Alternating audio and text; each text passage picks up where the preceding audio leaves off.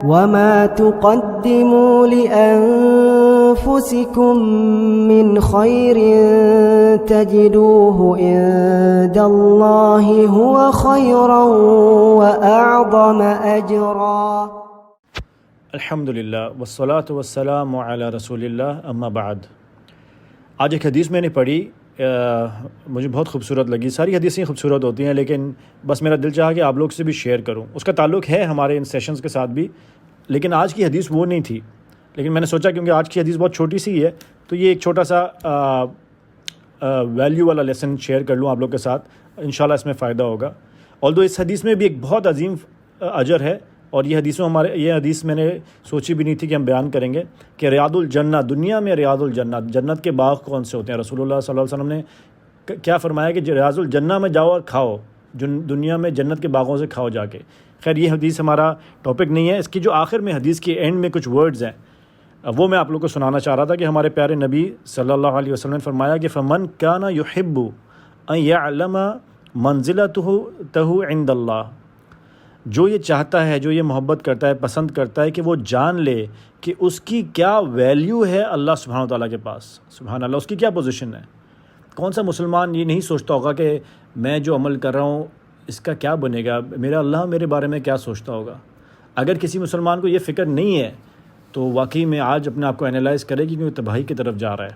اللہ کے بارے میں ہمیشہ سوچنا کہ اللہ مجھ سے راضی ہو جائے، اللہ تعالیٰ میرے بارے میں کیا سوچتے ہوں گے، میرے ٹوٹے پھوٹے عمل جو ہیں یہ اللہ کے پاس جاتے ہوں گے، اللہ تعالیٰ میرے بارے میں کیا سوچتے ہوں گے، مالک جو ہے میرا وہ مجھ سے خوش ہے، مجھ سے راضی ہے، کیا سوچتا ہوگا. تو ہمارے پیارے نبی کی زبان سے سنیں.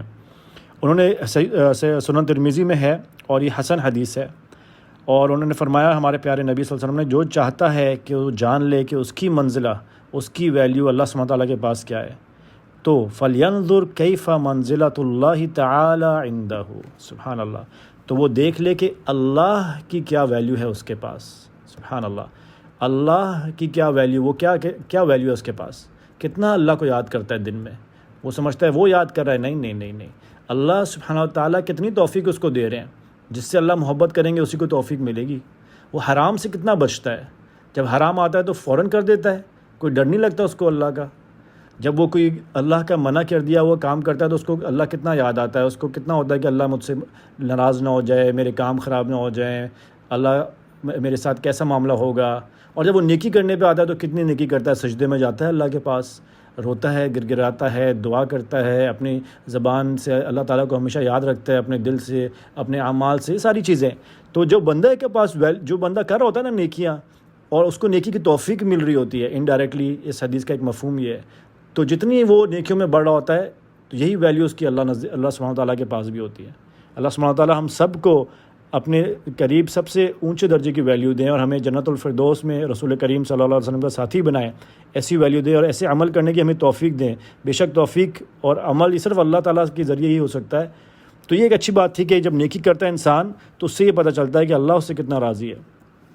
اور جب برائی میں جا رہا ہوتا ہے اور اس کو کوئی فرق نہیں پڑ رہا ہوتا تو یہ اس کو ڈرنے کی ایک بات ہے، اور اس کو اس پہ ایک کنسرن ہونی چاہیے کہ میں تباہ نہ ہو رہا ہوں اور میں اللہ سے دور نہ جا رہا ہوں. یہ اتنی زیادہ اس میں پھر اور بھی ڈیٹیلز ہیں، لیکن ایک چھوٹی سی بات تھی جو اس حدیث میں بہت پیاری بات تھی. تو آج کا جو ذکر ہے اور بہت عظیم آج کی جو ہمیں فضیلت کا پتہ چلے گا وہ ہے کہ ہم جنت کو اور دوزخ کو، یعنی جنت اور دوزخ ہمارے لیے سفارش کیسے کریں. ہم کیا کام کریں کہ جنت بولے کہ اللہ تعالیٰ اس کو جنت میں ڈال دیں، اور ہم کیا کام کریں کہ دوزخ بولے کہ اس کو اللہ تعالیٰ آگ سے بچا لیں. اور یہ اتنا سمپل کام ہے کہ ہم سوچ بھی نہیں سکتے اتنا سمپل ہوگا، اور ہمارے پیارے نبی نے اور اللہ سبحانہ تعالیٰ نے ہمیں اتنا اس کو آسان کر دیا. صحیح ترمذی کی حدیث ہے، من سأل اللہ الجنت 3 مرات قالت الجنہ اللہم ادخلہ الجنہ، ومن استجار من النار 3 مرات قالت النار اللہم اجرہ من النار.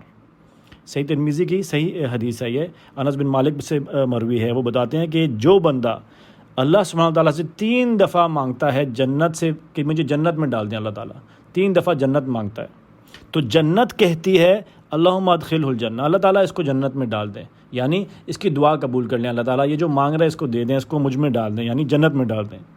اور جو بندہ 3 دفعہ اللہ سبحانہ تعالیٰ سے بولتا ہے کہ اللہ تعالیٰ مجھے آگ کے عذاب سے اور دوزخ سے بچا لیں، تو دوزخ کہتی ہے اللہ سبحانہ تعالیٰ سے اللہ تعالیٰ اس کی دعا قبول کر لیں، اللہم اجرہ من النار، اللہ تعالیٰ اس کو دوزخ سے، آگ سے بچا لیں۔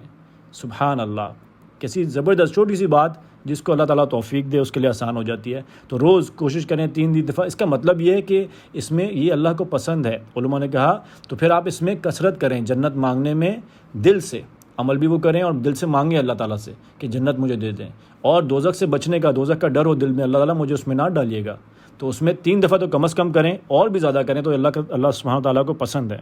تو اللہ سبحانہ تعالیٰ ہم سب کو جتنے بھی اجر عظیم کرنے والے عمل ہیں ان سب پر عمل کرنے کی توفیق عطا فرمائیں۔ سبحانک اللہم و بحمدک، اشہد ان لا الہ الا انت، استغفرک و اتوب الیک۔